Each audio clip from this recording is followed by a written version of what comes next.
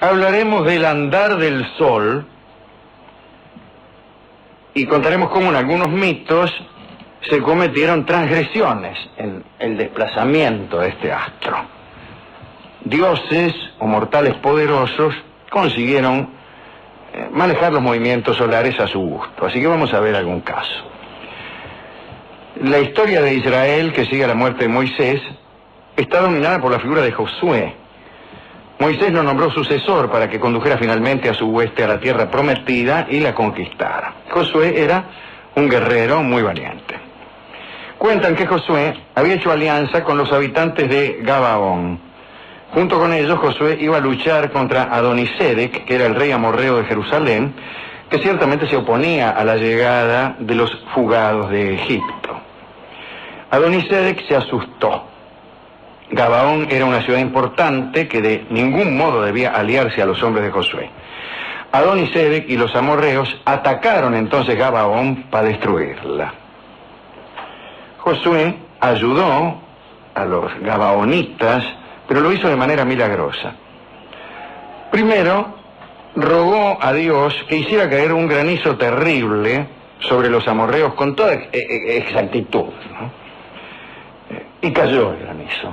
Josué rogó y el granizo cayó exactamente sobre los amorreos, que desde luego empezaron a dispersarse. Pensaron, sin embargo, que cuando llegara la noche iban a poder escapar de sus enemigos a favor de la oscuridad. Pero entonces Josué siguió rogando y consiguió que el sol se detuviera sobre Gabaón. Si no bastó con el granizo, sino que para evitar la huida de sus enemigos, consiguió de Dios que detuviera un rato largo el sol. Un rato muy largo, en realidad un día entero. Quedó el sol en posición del comienzo de la tarde.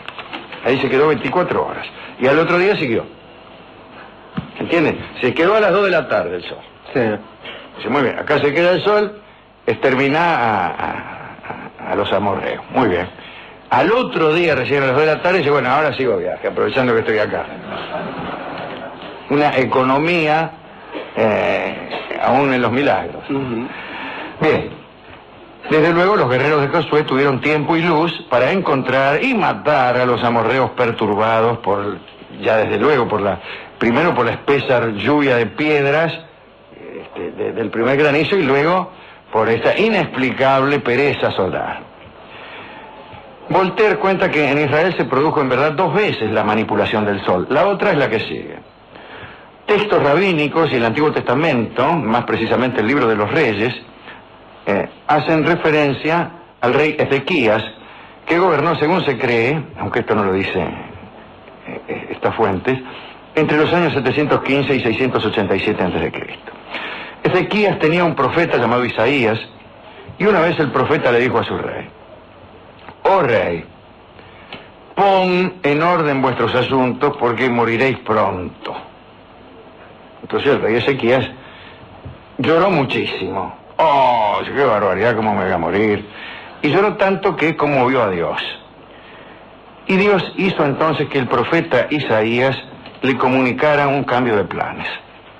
Anda y decirle a Ezequías que va a vivir 15 años más, dice. Mitad para que se deje de jorobar.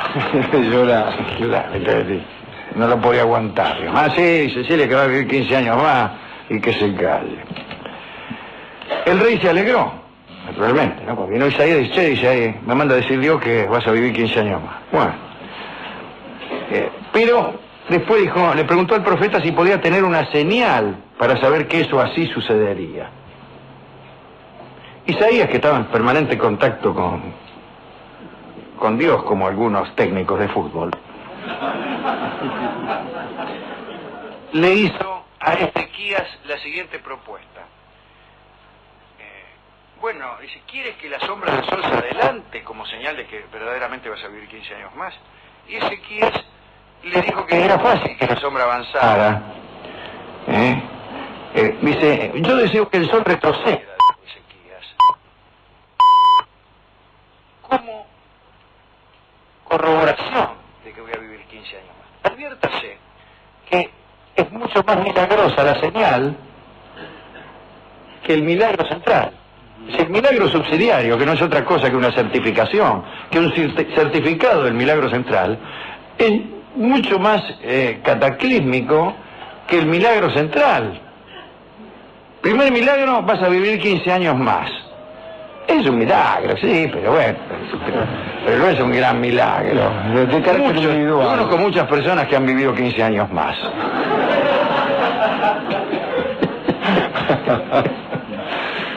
En cambio, la certificación del milagro, es decir, lo que pedía el rey Ezequías para ver que eso era cierto, el acto escribanil, era un milagro, el milagro de los milagros. Retrocedía el sol, y sin embargo así fue. El sol retrocedió, nada más que para que el rey Ezequías supiera que era cierto lo que su profeta le había dicho. Ve que no le macaneo, dijo Isaías, mientras el sol se iba para el otro lado. Y así supo el rey que podría vivir algunos años más.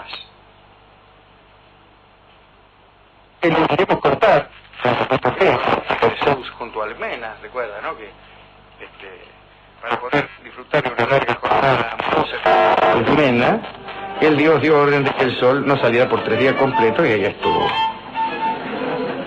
Una gran noche. Tan gran noche que allí fue concebido nada menos que Heracles. Pero no contaremos eso. Helio, el sol, recorre el cielo montado en un carro que arrastran corceles velocísimos que se llaman Pirunte, Eo, Aetón y Flegonte. Al anochecer, después de su viaje, llega al océano y allí se bañan sus fatigados caballos, ¿no? Los antiguos griegos le dedicaban anualmente un carro y 4 caballos y hundían todo aquello en el mar para que Helio lo usara. Creían que después de un año entero de laburo los antiguos caballos ya estarían estropeados y por ningún motivo el sol debía retrasar su salida. Helio después pasó a tener un carácter secundario en los mitos. Desde la época homérica aparece como servidor de los dioses, una especie de ministro.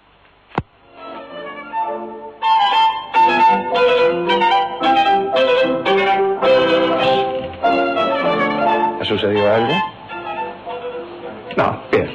Estaba ahí el amigo Chrysler ensayando con su violín. Digo que Helio tenía una función bastante secundaria, andaba ahí, farolero, ¿no? Pero hay otro episodio de manipulación del sol entre los griegos que me parece el más interesante de todos. Atreo y Tiestes eran hermanos que no se llevaban bien, como corresponde a hermanos míticos. Atreo encontró un día en su rebaño un cordero que tenía un vellón de oro. A pesar de haber hecho voto de sacrificar a Ártemis, el producto más bello de su ganado, Atreo escondió el vellón. Pero sucedió algo.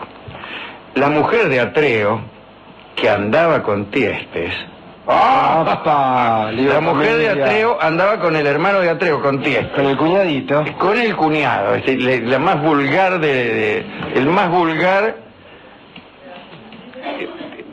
de los engaños, ¿no? Me da asco, mira. Bueno, la esposa de Atreo, que era amante de Tiestes, le afanó el vellón, que supongo que Atreo lo tendría abajo de la cama, y se lo dio a su cuñado y amante, a Tiestes. Por esos días había en Micenas una disputa por saber cuál de estos dos hermanos debía gobernar. Había que hacer mérito, curiosamente. Tiestes propuso que fuese elegido el rey el que pudiese mostrar un vellón de oro, dijo Tiestes. Y Atreo, en cuanto escuchó eso, dijo: papa pa'l loro, yo justamente tengo uno bajo la cama. Ignoraba que su esposa se lo había robado. Cuando llegó el momento de mostrar el vellón, Tiestes lo exhibió y fue proclamado rey. Pero Zeus intervino, dijo que había habido mula y que era conveniente designar al rey merced a otro prodigio. Si el sol invertía su carrera, Atreo reinaría en Micenas, y en caso contrario Tiestes continuaría en posesión del trono. Tiestes pensó: papa pa'l loro. Pero enseguida el sol se puso por el este. Atreo, objeto evidente del favor divino, reinó entonces en la ciudad. Así que en este caso la modificación en el recorrido solar tuvo un propósito político. Un propósito político y también moral, ¿no? Porque me imagino la cara de Tiestes. Bien. Sin embargo, hay otra versión de este asunto que me gusta todavía más. Dicen que cuando Atreo se enteró de que su hermano andaba con su esposa, concibió para vengarse un plan horrible, el de hacer que Tiestes devorase a sus propios hijos. Solían hacer eso los griegos, ¿no? Siguió el método clásico. Dio muerte primero a los hijos de Tiestes, después preparó un guiso y se lo sirvió a su hermano.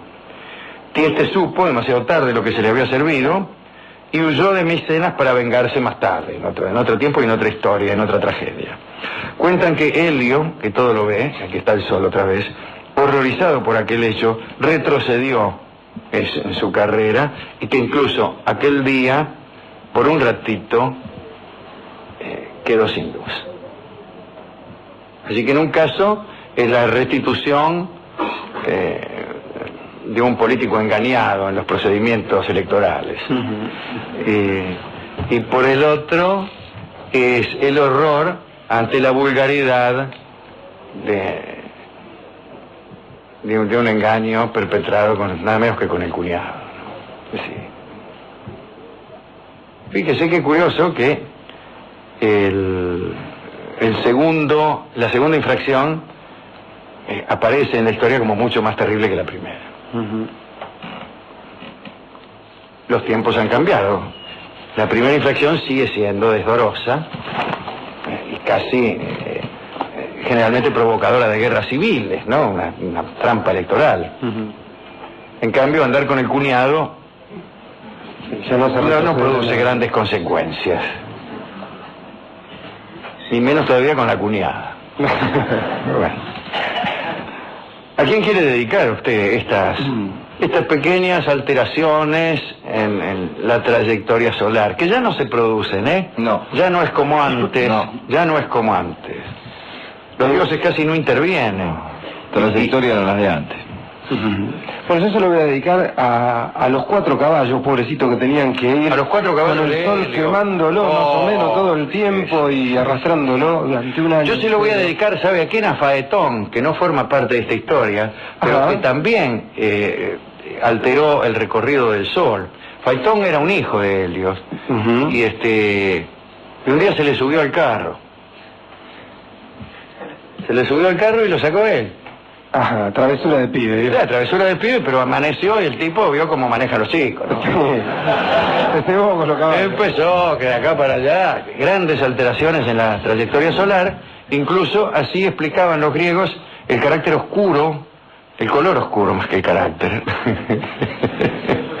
de la piel de los etíopes, porque parece que Faetón le había pasado raspando al cuerno de Somalia Y los quemó. y entonces todas las personas que habían por ahí se habían puesto más bien morochas, ¿no? Bueno, finalmente lo retaron a Faetón, etcétera, y todo volvió a la realidad, pero esa me parece una historia incluso mejor que esta, porque es propia de la travesura de un chico, Así que dedicado ya está. Hemos ido a buscar un tema solar a la discoteca y enseguida nos entregaron Sol Tropical, seguramente compuesto en atención a la gesta de Faetón, porque un sol que recorre la Tierra, que recorre su órbita muy cerca de la Tierra, tropicaliza toda la Tierra. Así que escuchemos esta rumba de Terek Tucci en la versión clásica de Don Carlos Gardel. A ver.